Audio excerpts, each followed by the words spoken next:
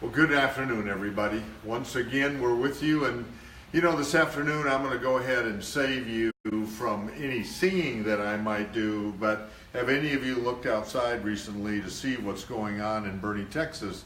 It's beginning to look a little bit like Christmas, I think is what you would probably put a tune to. But we're here, I'll let you guess where we're at, but I want to introduce you to Lorrie Hockey, who is our manager here of our animal care facility. Lorrie, say hi to all those folks out there that we can't see right now. Yes, right? sir. Hi, how are y'all doing today? And introduce us to our little guest here. So this is Speck. Speck is about a 6-week-old Chihuahua puppy, female, and she'll be available for adoption in a couple of weeks. Very good.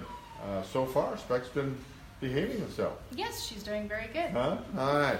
We're going to take a little tour, and then we're going to end up over at Lorrie's office to give you a little bit more details. But take us down this aisle here, Lorrie, and introduce us to some of our friends here. All right, we can do that. So this is the dog kennel area where we house stray as well as pets that are owner surrendered for adoption. This is Ella. She's one of our dogs that's available for adoption. This is Doodle, and he's a little Schnauzer mix. We also have Pecan, and she's a Hound mix, female. All of these dogs are available for adoption at this time. We make sure that they have their Kuranda beds available for them so that they have something to be up off the floor. And we keep them here. They're housed, strays are housed 3 days, and then they are put up for adoption. Very good, very good. And what happens during that 3-day period? When an animal comes in for the first time? Well, when we first get an animal in, we scan them for a microchip to see if they have a chip, if they don't have on a collar and tag stating who the owner is.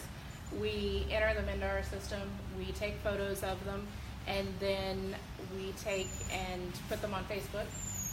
We also post them to the city website, and that way an owner may have a better opportunity to see it. We also use a couple other platforms of social media.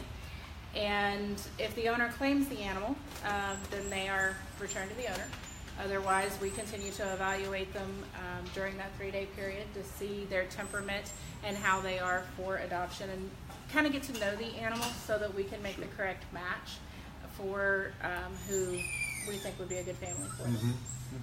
Okay, good. All right, the other half of this is kind of the cat room, the cat area, so let's walk over there and see that area there. Introduce us to that space.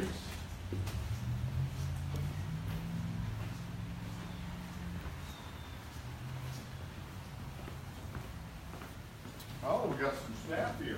Yes, You need to introduce the staff. I will. First of all, please. Definitely. Let us know. You bet. All right, so this is our Senior Animal Control Officer, Chad Ensign, and Amelia Baskin, our shelter technician. And we're a staff of 4, but we are currently hiring for that 4th position. So we have an opening in Animal Control Officer. So if anybody out there is interested that would like to join our team and take care of these guys, we would love to have you turn in an application. Right. So this is the cat room. This is where we hold the cats during the stray hold for them as well. This year we had up to 65 to 70 cats in the building at one time. Oh my goodness. So we made use of ferret cages that were donated to us. Those ferret cages we can use as 2-level cages, so a 3 system becomes 6. But it gives us more room to be able to house those animals and give them a longer length of stay for us to be able to get them adopted out. Okay. So we talked a little bit about the animal when it first comes in here, the 3-day observation period, checking the animal out, those sorts of things. So there's an animal in here, a dog or a cat, Lorrie, and it's got a new owner. Yes, sir. What happens before that owner then takes that animal home? So currently at this time when an animal is adopted, we then call a vet, and we have 4 vets that work with our packaging, and we call whichever vet the new owner prefers us to call, and we schedule an appointment to get the animal fixed. Now, beginning in January, we will be getting those animals vaccinated and fixed prior to adoption so that they don't have to wait for the animal to be fixed before they can take it home. Because anything that is of breeding age, we do make sure to get the animal spayed before it leaves the building.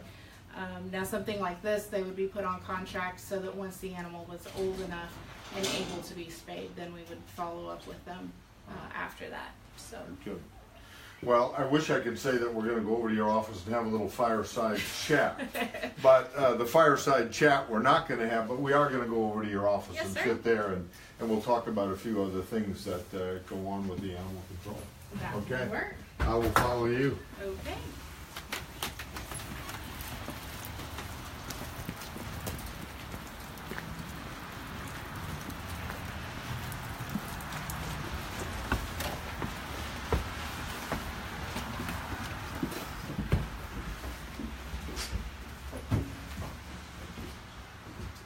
Chad's going to introduce our giving tree. Oh yeah, because one thing that we did miss over there in the other building was a tree there in the lobby, but that it had similar little ornaments on it. But Chad, you got another one over here in the office too. Explain to us what that's about.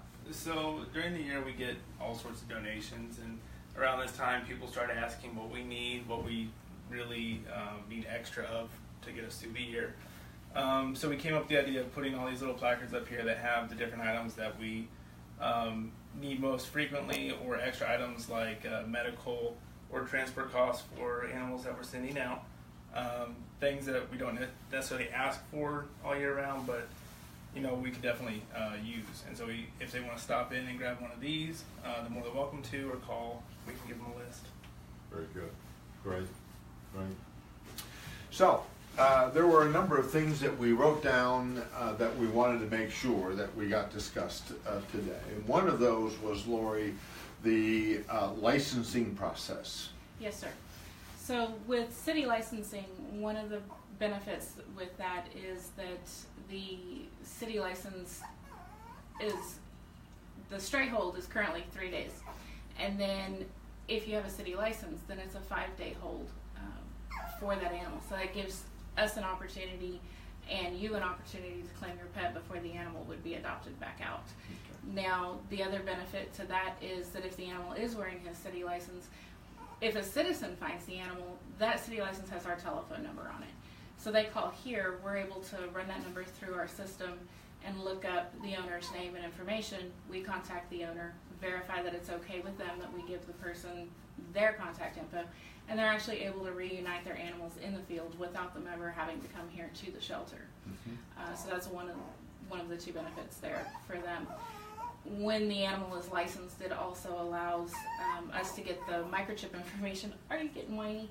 It allows us to get the microchip information, and so if the animal for some reason slips its collar, or very commonly an animal ends up here and it's not wearing its collar because it just had a bath the day before, seems to be pretty common. Yep, pretty common. So we're able to scan it. We can run the microchip number through our database and be able to contact the owner, as opposed to having to actually call the microchip company.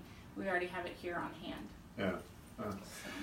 We were just talking about the donations during the Christmas season, but it seems as though that every time I go down Isser Road, I see that billboard out there that's always at. What types of donations are we constantly in need of here at the City Animal Shelter? Constantly in need of non-clumping cat litter. That's one of the things that we use a lot of, especially this year with having had 65 to 70 cats in the building from about May to September. They do go through quite a bit of litter. Speaking of cats, Mama Kitty came out. She's our office cat, came out to say hi. Probably heard the puppy whining. Yes. But the non-clumping cat litter, and especially in the spring when we do have all the kittens, dry kitten food is something that we're always in need of. And I have to say a great big thank you to the citizens, because they are constantly, even when we don't have the sign out, they are bringing donations by, or they do call and say, is there anything in particular we need? We have one lady that has donated, I believe, 2 or 3 pallets of non-clumping cat litter this year. Wow. Wow. So we really appreciate all those donations that we receive. That's great. Well, I don't know that lady's name, but I also want to give a shout out and thank her and all the other citizens that help us so much, because one of the things that we have talked about is right now I think we're in about 2,500 square feet in our animal shelter facility here. This annual budget allocation for this area is probably just under $300,000, $290,000, give or take a little bit. But there has been lots of discussion about what we might look like going forward. And I know we've talked about a capital campaign, city dollars, public dollars. Talk a little bit about that and what your vision is as to what that might look like in the future. Lorrie. Yes, sir. So currently, like you said, we're in about 2,500 square feet. We're looking at a study was done, and it's believed that about a building of about 6,000 square feet will be needed in the future. And we've kind of put an estimate to that of it being about $2.75 million that we would need for that building. And we are looking at, after the first of the year, starting a capital campaign to assist with that in the future. Sure. One of the things that building will do for us is allow us to have the office in with the shelter, as well as looking at having separation for our animals as far as incoming animals, being able to keep our incoming animals separate from our adoptable animals, helping prevent spread of disease within the shelter, plus give us more additional room to hold pets, like the cats. We'll be able to have a little bit better setup for them within that facility. Great. You've also introduced your staff today, and thank you for doing that, but animal care here, along with a number of other services that we've got in the city, be it the library, be it our CVB, we rely on volunteers a great deal. I know that you use volunteers here.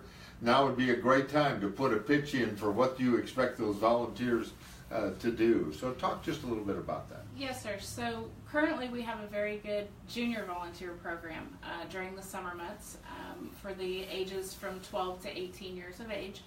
And those children come in and they help with walking the animals and playing with the kitties and puppies if we have them. And but what we're looking to do is, after the first of the year, is to start up a better adult volunteer program. We're currently putting together a list of things that we could use from volunteers, whether it's somebody to come in and walk the dogs, or even come in, sit and read with the dogs, get them out of their cage a little bit more during the day than we currently do. Also, people that might be willing to prep a social media post for us that we can then just put on our social media pages. But that's something that we will put a schedule together. We're going to do like a once a month orientation so that we can have everybody at one time, and we really think that'll be a big benefit to us as well. Great.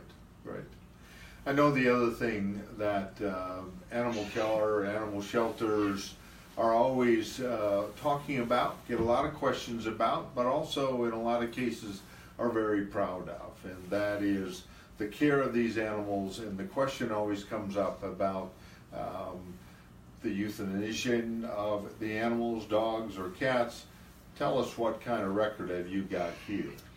Well, this last about year and a half, since August 26th of 16, we are proud to say that we have not had to euthanize a single dog within that time frame, and our euthanasia rate on cats has come down greatly as well.